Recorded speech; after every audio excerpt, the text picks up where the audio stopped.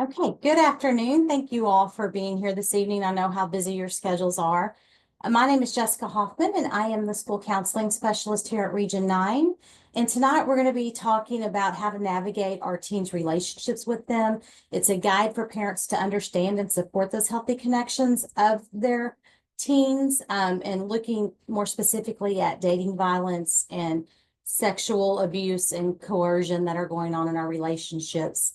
And unfortunately, when I was a school counselor in some of our local schools in Region 9, this is an issue that seemed to be coming up and becoming more common. And there were quite a few, parents and students that I kind of had to help guide through this process. And so we do get a lot of questions, even at Region 9 from our local schools, with questions about this. So it was a very important topic to provide our parents with some information and input. This training is being recorded, so if you would like to go back later and kind of refer to it and get more information, it will be posted on our Region 9 website. And if you have any questions throughout the training, feel free to just come off mute and ask those questions, or you can drop those in the chat. So we'll go ahead and jump right in. Our objectives is first, we're going to make sure we all have a clear definition of what exactly teen dating violence is and look at the different forms of teen dating violence. Then we're going to look at some statistics, and then how to recognize those warning signs of unhealthy relationships that our children might be in and the different types of relationships.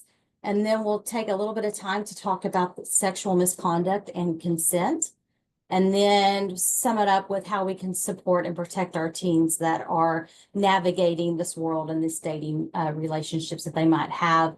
And then what the law says and some resources to share with you at the end. So this is a resource that we have. It is a wakelet that we've created for dating violence. There is some resources for students, for school systems, and then for parents as well. So you may want to take a picture of that QR code, or there's a bit.ly listed at the bottom that you can access some resources after tonight and save to have in the future. So let's jump right into exactly defining what teen dating violence is and what that might look like. So dating violence is a pattern of controlling, abusive, or threatening behaviors that we see in relationships. It does affect teenagers across all different backgrounds and communities. It doesn't matter the cultural background of the student or the experiences that they've had. It can affect any student, any teenager across any community. It can be in person, face to face, or we're seeing an influx of through electronic means such as texting and social media. It can also be not only with a current or former partner, it can be with a friend. We know that the way students are defining and labeling their relationships nowadays look a little bit different than maybe when we were growing up as kids. And so sometimes they may not be officially in the status of dating. They consider themselves just friends or in some kind of casual relationship. But dating violence can still occur in those relationships, in those situations. It's also important to remember that regardless of the situation, the abuse is never the victim's fault. And so when we are working with our own children, it's very important that we make that message very clear to them that it's not their fault. We categorize teen dating violence into four different categories. Probably the most common, the one that we think about the most, is the physical form. But we also have verbal, psychological, or emotional, and sexual, and we're going to break those down a little bit further. So when we look at this teen power and control wheel, it has those four that I just mentioned around the outer edge of the circle, but inside the circle, you can see there's different types that fall under those categories. So they're broken, and we're going to break each one of those types down and look at more specific examples of each one of those. And just keeping in mind that the abuse doesn't always have to be physical, and that's kind of what we automatically think of, but there's many different forms and ways that that can look. So we will talk about the most obvious first. Physical abuse is exactly what we would think it would be. It's inflicting some type of pain, whether that be through punching, biting, pushing, strangling, kicking, throwing things at the student. But it can also be like trying to physically block them from leaving a situation or leaving a room, blocking the exits, kind of pushing them back or not allowing them to get to another location. It can be also physically not allowing them to call or get help. and maybe even using weapons or the threat of weapons to force that person to do something they don't want to do. Verbal abuse can be anything from criticizing or insulting, calling you names, putting you down, telling them that you are lucky to be with me and that you're nothing without me. It can be, making those embarrassing comments about someone, embarrassing you in front of your friends, making lies, playing mind games. There's a lot of different forms of that verbal abuse as well. And sometimes you could hear phrases such as, you're lucky to be with me, you're nothing without me, things like that, that kind of guilt them into that relationship and don't want them to leave. Using privilege and social status is forcing those gender roles or those expectations, making decisions for that partner, not allowing them to make their own decisions, telling them what they're going to do, treating them like they are lesser than, and it can be because of maybe their race or their gender or even their culture, and then justifying that abuse with social norms. So this type of abuse can be very difficult to identify. And it can be very difficult for the victim to feel comfortable coming forward and saying something because it may be something that's ingrained in their culture or religion, that's a norm, and it may not look like abuse to them. So as someone from the outside that's trying to help and support, sometimes we have to be very careful and be respectful of those cultural differences. But at the same time, if it's our own child, we need to step in and intervene and help. The financial abuse is just having that control over their finances. It can be like preventing them from working, denying them access to money or bank accounts, controlling how they spend their money. It can even go to the extreme of actually stealing money or their identity, making sure that they have their PIN number and demand that they have their credit card PIN numbers, or even like doing something if the student has a job and they show up at the job and cause a scene, and unfortunately that student might get fired from their job or get written up at work because of the behavior of their partner.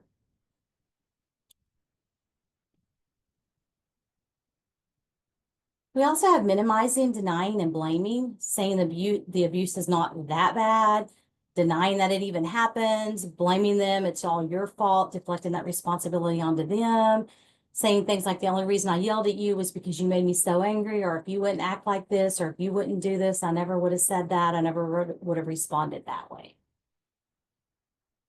So it's trying to hold their partner responsible for the way they're behaving. Okay, sexual coercion is manipulating or pressuring their partner using guilt trips or threats. It's that unwanted touching that they don't give consent for. It can be in the form of rape, sexual harassment, or assault. And sometimes it can even go to the extreme of using drugs or alcohol to facilitate that sexual abuse. Intimidations or threats are using looks, actions, gestures, or voices to scare the partner. Getting physical, screaming, yelling, punching things, destroying property, throwing things that can kind of intimidate. It can be making threats to hurt them or other people that they care about or that are in their lives. And it even can go to the extreme of threatening suicide if you leave me. I can't live without you. If you ever leave me, I'm just going to kill myself. So trying to kind of give that intimidation so that they stay with them. Isolation is where this controlling really comes into play. They're wanting to control who they're allowed to talk to, where they can go, what they're going to wear, who they can see, who they can be with. It could even be accusing them of cheating, or even blaming them if the person cheated on them, blaming them. Well, you made me do it. If you'd loved me more, if you'd spent more time with me, I wouldn't do that. It can be trying to isolate them from families and friends and making them spend all of their time just with them, and using jealousy to justify those actions. Like, why do you want to hang out with your family and friends? I love you so much. You should want to be with me and spend all your free time with me. I want to be with you all the time. I should be enough for you, and kind of isolating them from anybody else that's involved in their lives. This one is the one I mentioned earlier. It's kind of on the rise with the social media platforms that are out there and the access that students have to technology that's increasing every day, is this digital abuse. The biggest thing with teens is that inappropriate content and sextortion with strangers and intimate partners.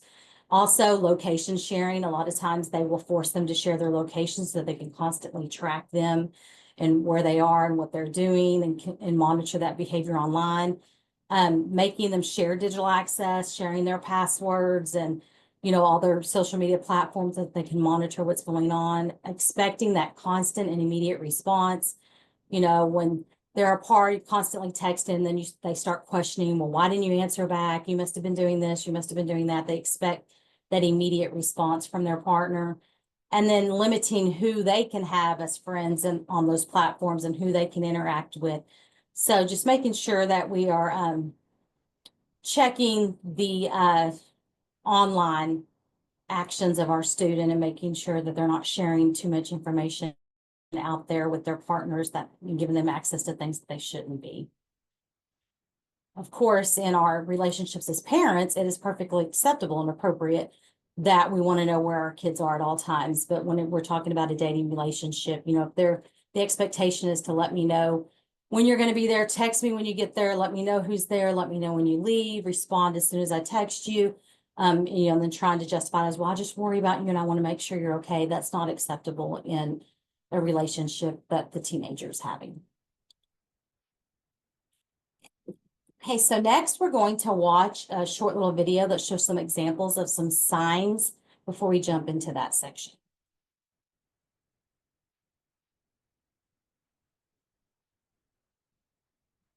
I never thought he would hit me. I never saw the signs. I never saw the signs. I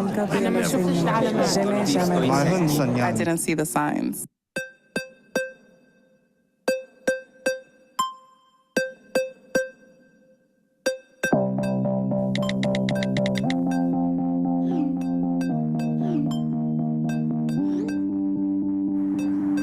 Oh my God, he asked me out.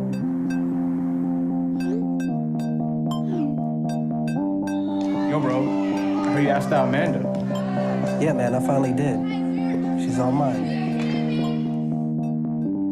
Who's in charge? He's just kind of like, he's just like, lots of cheese. I love cheese. I mean, cheese is awesome. It totally is. Yeah, it's like,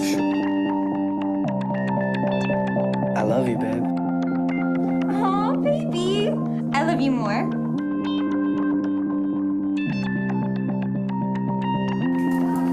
What a funny movie. Ashley would love this. What? Why are you bringing her up?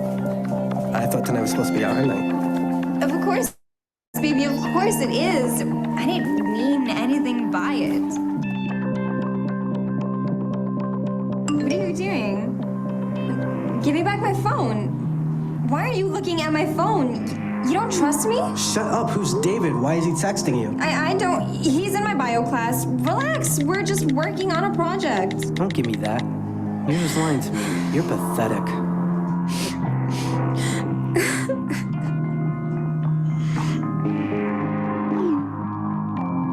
She better come back. I love her too damn much.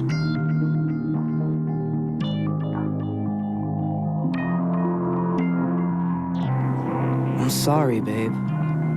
You're everything to me.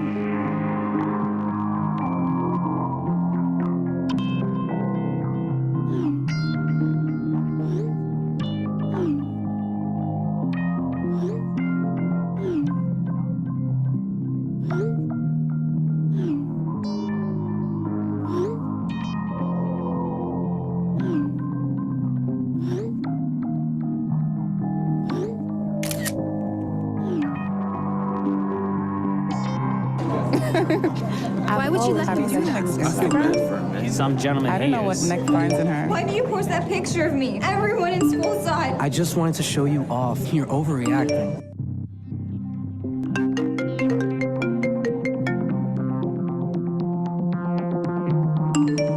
Who's that? Give me your phone.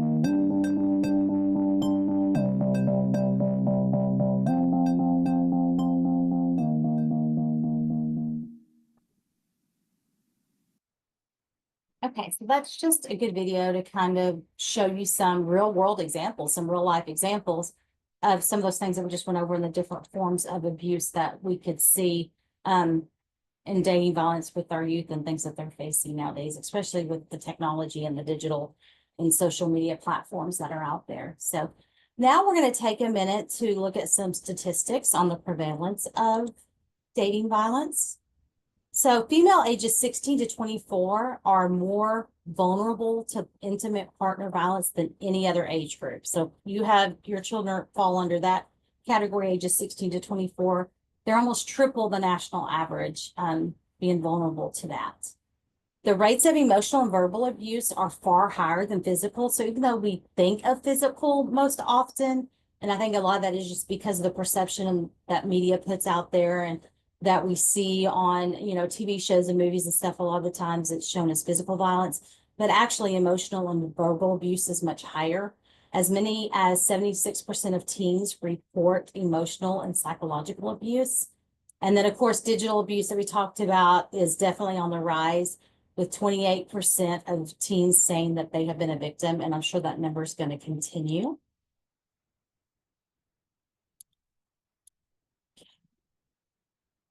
Also, youth who are victims, this is another reason why, obviously, not only to protect our children, but it's very important because youth who are victims, they're more likely to experience depression and anxiety, to engage in unhealthy behaviors such as substance use, doing the self-coping through unhealthy means, and then exhibiting antisocial behavior, starting to lie, theft, bullying. So they just fall into some bad habits or are very unhealthy ways to cope with what they're going through instead of talking to someone about it and getting help. Among high school students who have experienced sexual and physical abuse by a dating partner, 9 out of 10 have seriously contemplated suicide, and over 80% have attempted. So that is a very alarming statistic, I think, personally. So that's why it's so important to notice these signs and step in and help our youth when we suspect that something is taking place. And then kids who witness abuse between their parents are 15 times more likely to enter into an abusive relationship themselves. Some more statistics, and this is, of course, focusing on high school age. 1 in 11 females have reported having experienced physical dating violence within the last year. And that is in comparison to 1 in 14 males that have reported having physical dating violence in the last year. 1 in 8 females have reported experienced sexual dating violence within the last year, compared to only 1 in 26 males. So a lot of the times we really kind of think about it in terms of the female being the victim, but it doesn't occur just with females. But we find that females are more often going to report than males are. And so that's probably why the statistics make it look like females are victimized a lot more, but I think it's just because of many factors of why they would report it more than males would. Of course, we have that stigma where with males when it comes to domestic violence, they don't want to be seen as weak, or they feel like they can't be the victim, that it's not possible because they're supposed to be the superior, and more physical person in the relationship. But it can definitely happen to both male and females, and it probably happens to males more than it's actually reported. So probably more so than what these statistics are reflecting. Another form that we kind of want to talk about briefly is stalking among teens and how common that is.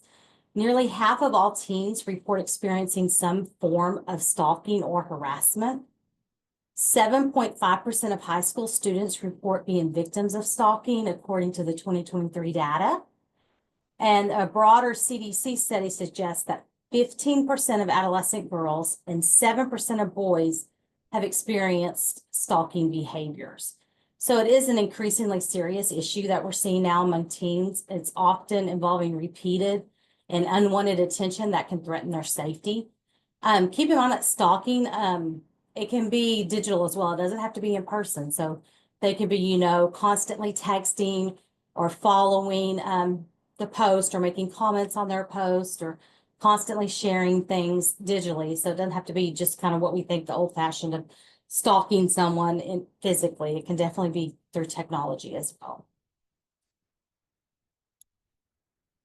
So speaking of technology, oh, sorry, advanced too many there. There we go. How is technology affecting the rates of teen dating abuse? So of course, probably exactly what we're thinking. According to a 23 study, roughly 1 in 3 teens experienced cyber dating abuse, while nearly 1 in 4 perpetrated. About 28% of students in a relationship in the previous year had been a victim of digital dating abuse, and victims of sexual cyber dating abuse were 7 times more likely to experience sexual coercion. So teen dating violence can take place anywhere, including out in cyberspace through our technology. So when dating violence is perpetrated using technology, such as the instant messaging and through social media platforms, we call this cyber dating abuse. It involves practices like posting embarrassing photos or videos and intimate messages without their partner's consent, with the purpose of humiliating or defaming the person.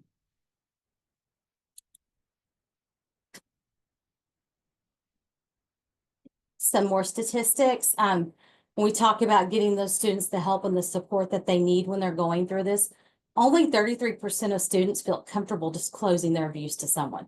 So that's anyone in general. Only 33% of our students are reporting that. And of that 33%, 75% are telling a friend, 3% are telling some form of an adult authority figure, and then only 6% are telling a family member. So of course, with that information, we know if they're going to report, it's more than likely going to be with a peer or a friend, a close friend of theirs. And they may not always know what to do with that information and how to help that person. And so it's very important that we not only educate our own children in those healthy boundaries and what a healthy relationship looks like, but also what to do if a friend discloses information to them and who they can go to and what they can do to get their friend support. Because with these statistics, we know that more than likely they're going to be reporting to another friend and not an adult authority figure. So we need to ensure that our students are educated in the resources and what to not only do for themselves, but also for others in that situation. And so when we're looking at this, well, why don't teens tell? Well, there's many reasons why they won't confide in their parents, regardless of the type of relationship that you may have with them. If our children choose not to confide in us, it's not a reflection of you as a parent or your relationship with them. They just may think that they will be punished because they weren't supposed to be in that relationship in the first place, or they may be embarrassed to tell us, fearing that will force them to end that relationship, or that will take away their independence. Young people believe that they can or they should be able to handle things on their own. They're learning that freedom and that independence and want to appear that way to the parents. They don't want us to worry about them or look at them differently or view their partner as a bad person. Victims of abuse also often see their partner as a good person who just made a mistake. So they always kind of have those blinders up and don't see what's really occurring and happening in that situation. And they just felt like, well, they just made a mistake and the situation got a little bit out of hand. And sometimes they may even have been so highly influenced by their partner that they truly believe that it's their fault. They're at fault for their partner abusing them. And so they don't feel the need to tell anyone that information. So Jessica, yes. sorry, we had a question in the chat. Okay. So the question was, what's the best advice to give my teen if a friend tells her about abuse? Perfect. So I think when we get to some strategies here in just a minute, not only are these strategies good for parents in order to support their teen and help their teen, but it's good information to give your teens. And then in that wakelet that we're providing, there are some resources for students and how to support their friends in there as well that we can look at. So that is a great question. And if I don't answer it well enough when we get to that section, let me know and we can go back to that. So looking at the roots of abusive behavior and understanding the perpetrator and maybe just getting a clearer picture of why they are doing what they're doing. Well, we know that it's not simply a matter of a bad temper or a one-time mistake when the teen is in that abusive relationship. It comes from that need for power and control. And a lot of times it's often a learned behavior. It's not an involuntary reaction, meaning that it may be observation. They may see it in their own family. That may be the norm in their own home and how those relationships are between each other. They may see it among other friends. I know a situation that I was familiar with. It was two best friends that were both showing unhealthy ways of dealing with their girlfriends, and it was just kind of their norm in their circle, and they thought that it was acceptable. Or, like I said earlier, kind of like out in the media and TV shows, movies, or any things they see on social media. Abusers rarely take responsibility for their actions. They'll blame the victim. Well, you made me angry. If you hadn't done this, if you had just listened to me, I wouldn't have, gone this far. Or they can portray abuse as love, justifying their jealousy or their possessiveness. And, well, it's just because I care about you so much. I just love you so much. And I just want to spend all my time with you. I don't want to lose you. They can justify their actions. Their own feelings and needs are what matters most to them. And they believe they are entitled, that they should get what they want, and even if it means threatening, intimidating, or controlling their partner. Going back to those learned behaviors, it can also come from trial and error. They learn that when they use those threats, control, or intimidation, it sometimes will get them what they want from their partner. And so it's kind of that learned behavior of, well, if I intimidate or threat, then I'll get what I want. And because that's an effective tactic for meeting those needs, they continue to use that. There's also that desire for power. A person simply just might enjoy the feeling of exerting that power and that dominance. They may not have any other control of things in their own lives. So this is where they can have that feeling of power and dominance over another person. Okay, so let's go a little bit deeper into what some of those warning signs look like of unhealthy relationships to kind of help you as well as your child, maybe with their friend groups, recognize when they might be in an unhealthy relationship, because as the statistics are showing, they're not always going to ask for help. Only 33% are. And then out of those 33, there's very few that are actually going to trusted adults who are going to know how to respond to that. So we're going to look through 5 warning signs to see if your child might be in an unhealthy relationship. The first one is isolating or withdrawing from families and friends. Now, of course, we know as our children grow up, it's unfortunately part of typical adolescent development is that they're going to want to spend more time with their friends or with their partner, not so much with their family anymore. However, an abusive partner may try to isolate them even from their friends and family. So being aware of if your child is still spending time with their friends and enjoying the activities that they enjoy, or if it seems like they're spending almost every waking minute with just their partner and they've kind of been isolated away from their friend groups or in their activities that they enjoy.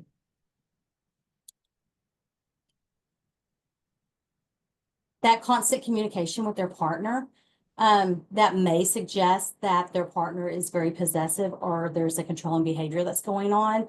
So notice if your child feels like they have to check in all the time, let them know where they are at all times, instantly respond to any text messages they're getting, or if that partner seems to be constantly calling and texting them repeatedly.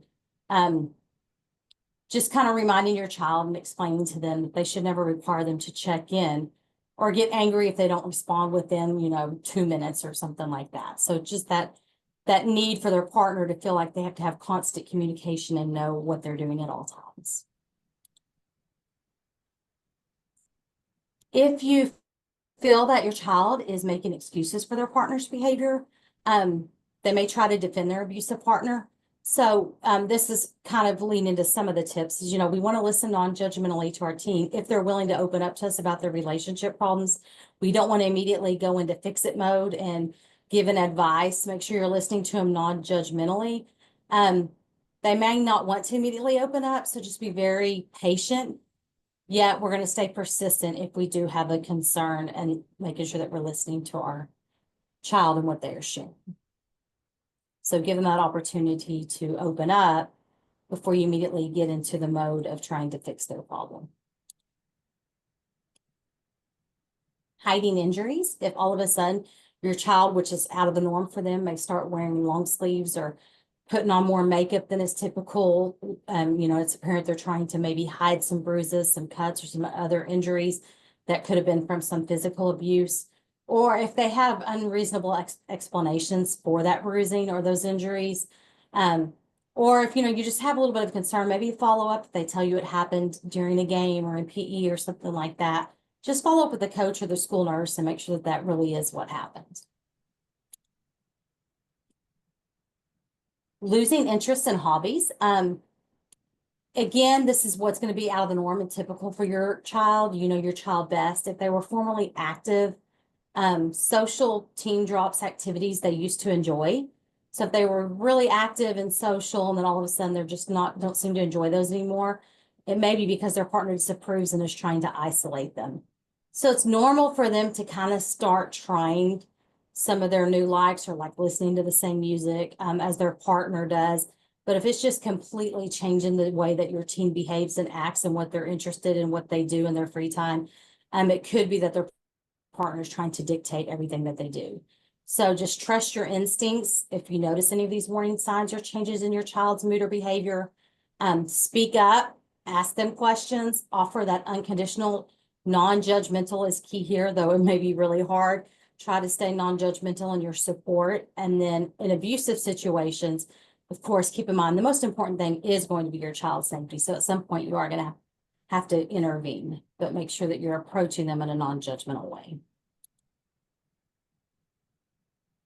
Okay, so now let's look more specifically at different types of relationships.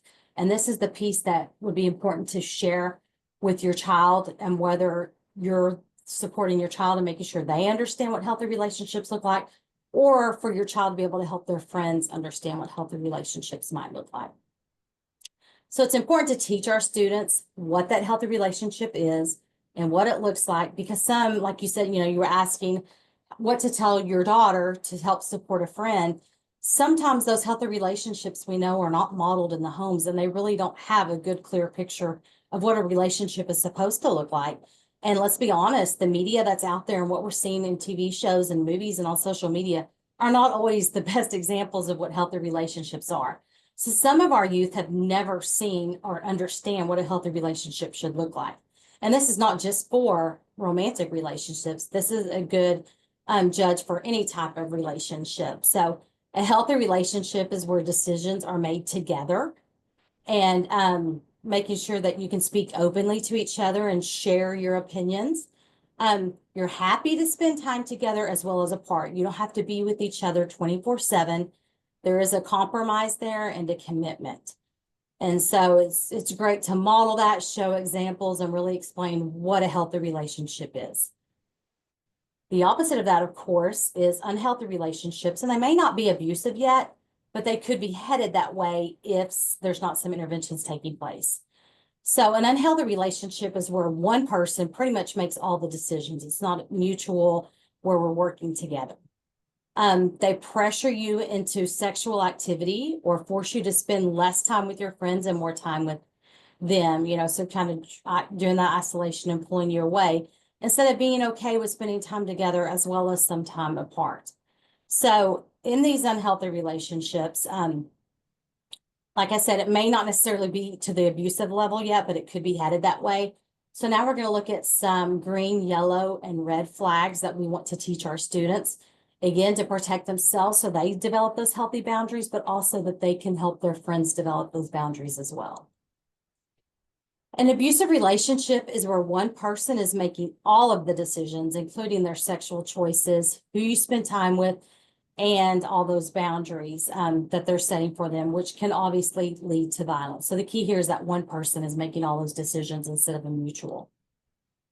So in a relationship, green flags, we don't always look at these because we're more focused on what those red warning flags are, but it's very important and equally important to actually look at these so that we know what positive, healthy, stable things we need in our lives, and we need to teach our kids these things so that they know what those healthy relationships do look like and what expectations they should have should they enter a serious relationship with someone. So the key here is to remember that you should always feel your best when you're in that relationship. If you don't always feel your best, it's not a healthy relationship, and we need to set some boundaries. So green flags, healthy relationships is where communication is effective. You have mutual respect and you respect each other's boundaries. You can manage and discuss uncomfortable emotions, like it's okay to get angry or sometimes to get jealous, but you're able to manage that and discuss it openly with one another. You're not trying to change the other partner or influence them and make them be somebody that they're not. You're okay with them hanging out with their friends or spending some time with their family, or even you two together hanging out in groups. And there's open space for vulnerability, empathy, listening, and growth. So these are all good things that we need to be teaching our children and their friends, that these are the positive, healthy ways to be in a relationship. Now we'll look at these yellow flags. They're kind of like that caution light. They're behaviors that you might notice that could potentially be problematic in the future, especially if they're not addressed. And they're kind of like caution flags that lead up to the red flags. These might be comments that they make that you find kind of unusual, or a repeated behavior that seems a little bit off. While some actions mentioned above may seem normal and feel validating when it comes from your new partner, these can be early signs of future red flags in the relationship. So being called their soulmate, or even being told I love you in a matter of days, when getting into a relationship could be a larger problem, especially if it makes you feel very anxious or uncomfortable. And so some of those are like pressing you into doing things you're not really comfortable with, talking about you in front of others in a negative way, trying to spend most of their time with you and only being with you, becoming angry really quickly, snapping really easily or for no reason, and then being verbally disrespectful towards you. So some of the relationships, we can move from those yellow flags into red flags. And a red flag is any behavior that attempts to gain power and control in a relationship. So now we'll look at some examples of those red flags. That's where we get to that extreme jealousy or possessiveness. All of a sudden, like your personal friends and family aren't really, don't really care for your partner, or starting to feel a little off about them. Your partner does not respect boundaries at all, makes you feel uncomfortable, makes many situations all about them and about what their wants and needs are, and not really considering your wants and needs. That excessive calling or texting, damaging or destroying your belongings, consistently denying or dismissing wrongdoings, insults, humiliating, shaming you, especially in front of others. And it could even go to the level of pressuring sexual acts in ways that you don't want to do. So even one or two of these behaviors in a relationship is obviously a red flag that there might be some abuse present.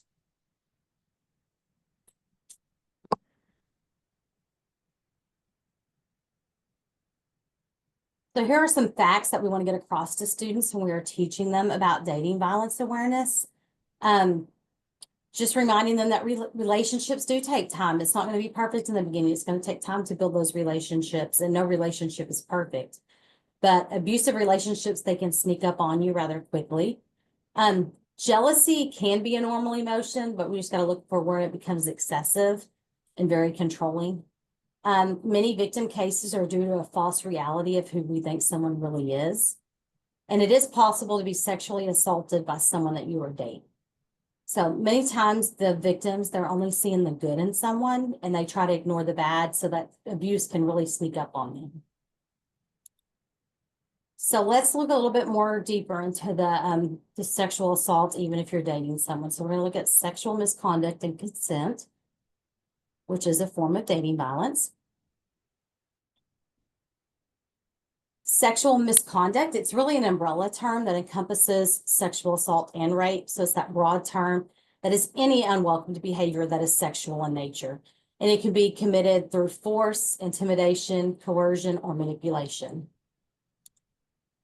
Here's some statistics to look at for sexual assault. In 2020, Texas had the highest number of forcible rapes. Most sexual assault victims are under the age of 30. Ages 12 to 34 are the highest risk years for rape and sexual assault. Every 68 seconds, an American is sexually assaulted. 1 out of every 10 rape victims are actually male. And every 9 minutes, the victim is a child.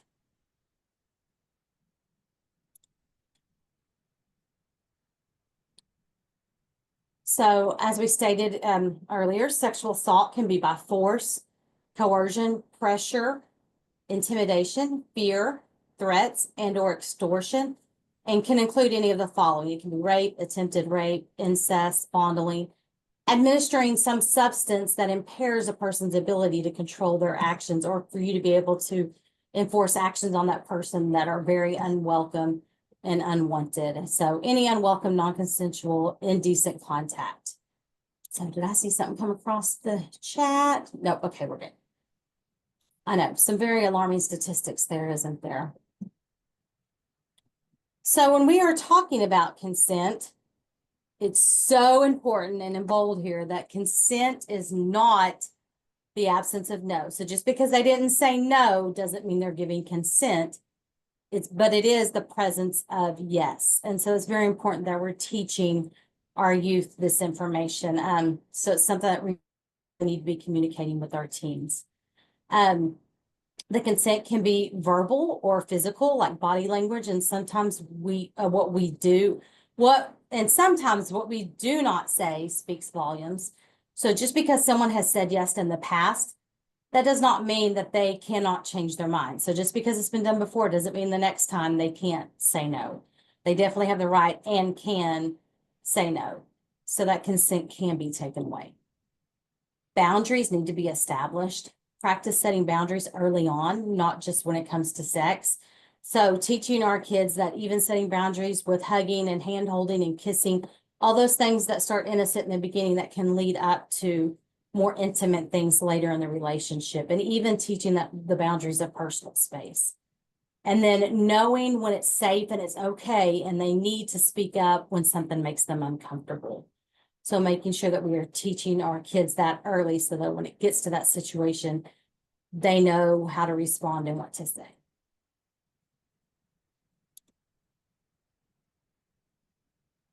So coercion, when someone feels that they have no other option and that they have been pressured into doing it, it can be through force or intimidation, threats. Like I said, they just feel like there's no other option. It could involve blackmailing or even the statement, well, everyone else is doing it. So that peer pressure, even though we know not everyone else is doing it, but they firmly believe that, and that peer pressure is what makes them give in. So now let's get into some practical strategies that we can do and how we can support and protect our teen. Now that we kind of know the alarming statistics, the signs to look for, the forms and the different types of abuse, how can we support and protect our teen or give them the tools to help their friends protect themselves? So of course, as always, prevention is key. So just in your home, making personal safety an ongoing topic, and that can cover a wide range of different topics. But just fostering those expectations for healthy relationships, even at a young age, teaching kids what healthy relationships look like with their friends and their peers and their classrooms, encouraging that social emotional learning. So teaching them about empathy and respect and how to have healthy communication skills and how to positively, resolve peer conflict and have those conflict resolution skills in place. And engaging influential adults and peers, making sure that your child, yes, obviously parents are so important, but making sure they have another trusted adult in their lives that they can go to, or they feel comfortable talking to some of their teachers or coaches or mentors, other family members, just make sure they have some positive role models in their life.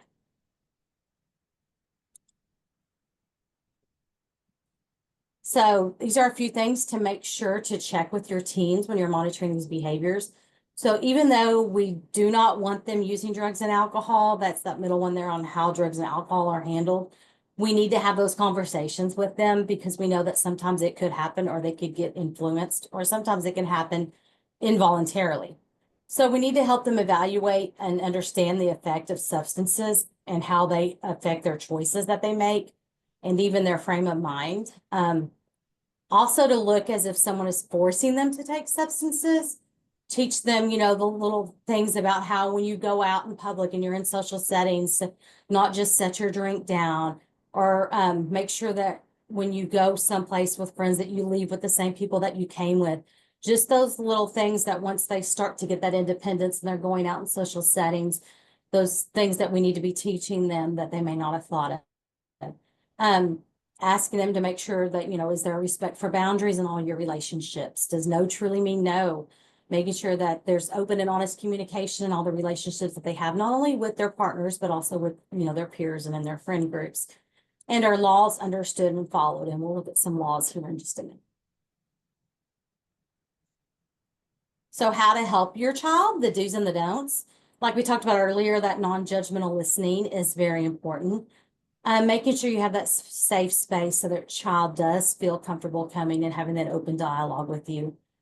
Be very specific in your concerns and ask questions if you feel like something is off and not right. Be supportive and understanding of what they're going through, even if you may not agree with it. Show that support and that understanding with them. Believe them and take them seriously in what they're telling you. Don't try to just brush it off.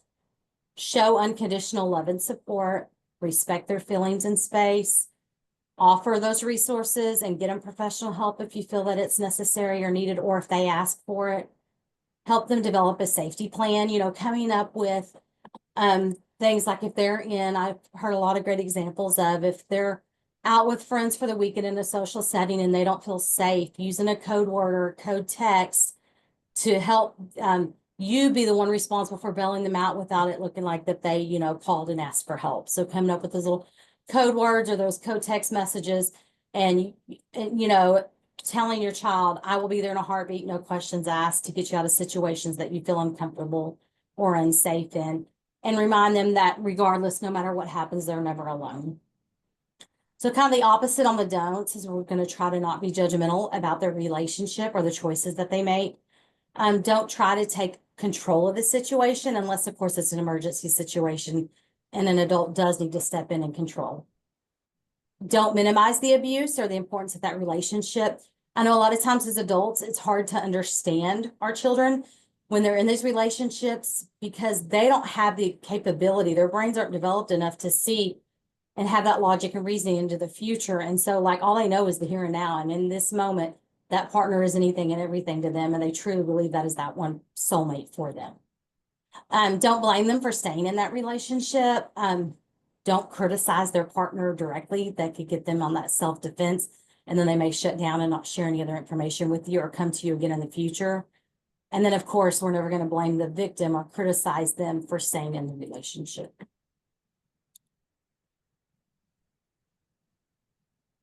Recognize those healthy boundaries. Teach your child that it's okay to say no. It's okay for them to have their own interests. They don't have to agree and have the exact same interest as their peers and their partners. They need to be speaking up about their feelings. Know that they have the right to walk away from any uncomfortable situation. And like I said, providing that safety plan to give them an out to get out of those situations in a manner where you can be the adult that steps in and takes the blame for rescuing them. And reminding them that boundaries are a sign of self-respect, which is very important. Always trust your gut instinct as parents. We are just wired to be that way. So we want to do the same for our kids. We want to teach them to listen to that inner voice. If they feel like something is off, they need to listen to that. Recognize those uncomfortable feelings. Prioritize and understand that their personal safety should be most important to them. They should respect their self first above all, and that it is okay for them to walk away or to say no. Those safety planning strategies that we kind of already talked a little bit about, but also reminding them and giving them ideas of safe places to go if they're in a situation that they feel like can't get out of. Let's strategize and come up with some safe places. Create a support network. We kind of mentioned that earlier. Make sure they have 3 to 4 trusted adults beyond their parents that they can go to and talk to, especially someone at school if there's something occurring at school or in social settings. Have an emergency contact information. Make sure they always have that available. Plan how to leave safely. Like I said, that was kind of, given that code word or things that they can do to get out of a situation that they're uncomfortable in, and always to prioritize their own personal safety and that of their friends if they need to help get their friends out of situations. Okay, so Laura, did that kind of give you some ideas of some things to talk about and discuss with your daughter to help her friends as well? Yes. Yeah. No, that was helpful.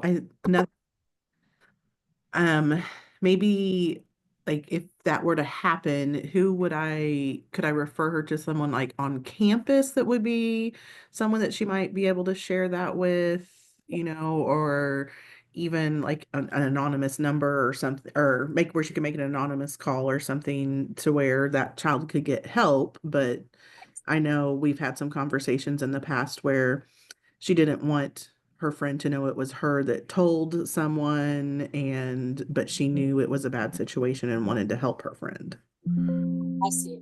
And you know, all schools are required to have some type of anonymous reporting system. It was kind of, and a lot of times we immediately think of like just for bullying reports, but that anonymous reporting system is for all types of safety concerns. So whether it be threats against other students, which I think dating violence would definitely fall under. So it could even be something where if she didn't feel comfortable, you or her could, you know, submit an anonymous report. And then wherever that report goes, that school official would be required to follow up. And then if she feels like that wasn't addressed the way, you know, maybe her friend wasn't forthcoming with the information or isn't comfortable notifying that student's, that child's parents, there are some numbers that we'll share here at the end of some hotlines and things that they can talk to as well. Okay, let's look a little bit at the law and then we'll look at those resources I was just referring to. So teaching students these laws is also very important. I know as an adult, I wasn't always aware of what some of these laws were in place. So I know that our students are not. And so there's not an excuse for not knowing these laws. So we need to make sure we're teaching these to our children as well. So engaging in any sexual contact with a minor younger than 14 is a felony. Doesn't matter the age of the other person. If they are under 14, it is a felony. 17 in Texas is the legal age of consent. Not knowing someone's age is not a reasonable defense. And like we talked about with consent, former consent does not guarantee future consent. So just because it was a yes in the past doesn't mean it's a yes in the future. There is the Romeo and Juliet law. I know that infographic on there, that is a very blurry graphic, so it's kind of hard to see. This is a great resource though, and you can Google this and it'll pull up all the information for you. But it kind of breaks down the age of the child, the age of the actor, the one that's doing the act, and then if it falls under that Romeo and Juliet law or not. The Romeo and Juliet law is for Texas, and it was found under the Texas Penal Code, section 21.11. It provides an affirmative defense for individuals that are accused of engaging in sexual activities with a minor, which is someone under the age of 17. While laws against sex crimes are intended to protect minors from that exploitation, this Romeo and Juliet law acknowledges that close in age, consensual relationships between teenagers and young adults are not necessarily predatory. And so I know I'm a boy mom. So from the perspective of being a mom of boys, when they started those dating relationships in high school, I was always so concerned about the ages. And if they were to get into an intimate relationship, you know, could there be some legal ramifications? And that's what this law is intended for. It was introduced to strike a balance, ensuring that young people that are in those consensual relationships do not face the same harsh punishment as adult offenders who exploit minors. So the elements of the Romeo and Juliet law, it applies when the age difference between the two individuals is no more than 3 years. The younger person in the party must be at least 14 years of age for this law to apply, and the relationship must be consensual. So if you're ever kind of concerned about your child being in an intimate relationship that is consensual with their partner, whether you're aware of it or not, this law puts some protection in place if there's less than 3 years age difference between them, and the youngest person is at least 14 years of age. So that's kind of a good thing to be aware of, just for protection for those consensual relationships that we know we can't always avoid. These are those professional support resources that I was talking about. You can always use the crisis text line for any form of crisis, including these, if a student is in a situation through dating violence that they don't feel safe. There's the 988 crisis lifeline. Loveisrespect.org. I've linked that here. That is a great website that has some good resources on it as well. There is, you know, you're asking about, there's like a helpline or a hotline they can call. There is the National Teen Dating Abuse Helpline is linked here. It gives you kind of the alert, but they can go to this site and the phone number's down here, or they can chat live. They can text, and there's an AI chat too, but this provides a lot of great resources as well. the Helen Fairby Crisis Hotline, they can call that for any type of crisis situation. And of course, you were asking about going to school. Yes, they can always go to their school counselors, any local mental health services, online support communities. And then sometimes, let's be honest, law enforcement does need to get involved. So as a parent, if you are concerned about your own child, you can always call law enforcement and get advice. And if it comes to that, even make a report. A lot of this information from this presentation tonight came from this resource. This is the Texas School Safety Center Teen Dating Violence Toolkit. They have great resources, not only for educators and schools, but for parents and for students. So this is another great place to show our students where to go to. And it's got all kinds of, like, here's the parents, here's the staff is up here. Section 4 is all for students. So when we're talking about we know that they are going to probably self-disclose to their peers. So this provides great information for our students to look at, or even a resource to provide to her friend that her friend can go and look at. It talks about relationships and those boundaries. A lot of what we talked about, but on terms that are more kid-friendly. Could you be a victim? So it kind of goes through, might you be in an abusive relationship? And if you feel that you are, what are the steps that you need to follow? So that's another great resource, that toolkit. So some final thoughts. Remember that you are your teen's first relationship teacher. So it's so important that we're not only modeling, and I know we're not perfect, but making sure that we're explaining to our student what those healthy relationships should look like. Consistent, compassionate, and open communication is what's most important. Building those healthy relationships with your own child so that they feel they can come to you and communicate. Every conversation that you have is an opportunity to connect with them.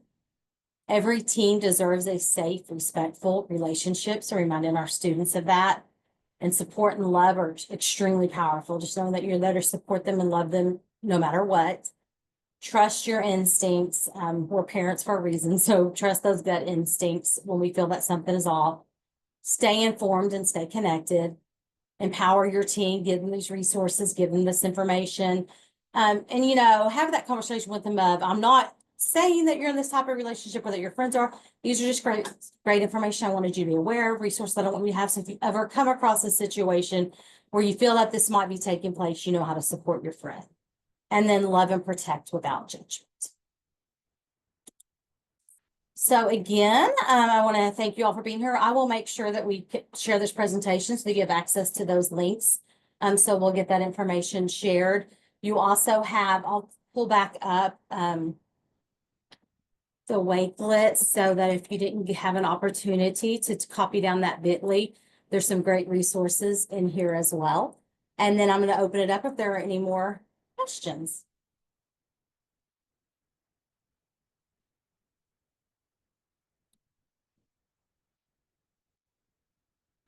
Okay, well, thank you for being here. And I think Melissa has a few closing remarks to make.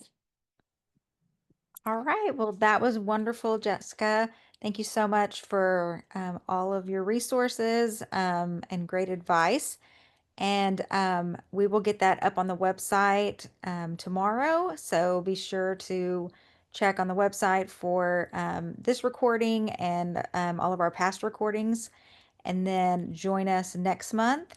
We will have self-care, break for self-care for parents, which will be very timely right before the holiday season when we all need a little bit of time to chill out and reflect on ourselves with the busyness of the holiday season. And so join us for next month's Parenting Pit Stops. And that is it for tonight. So thank you guys and have a great evening. All right. Bye. Bye, everyone. Thank you. Bye, ladies. Thanks.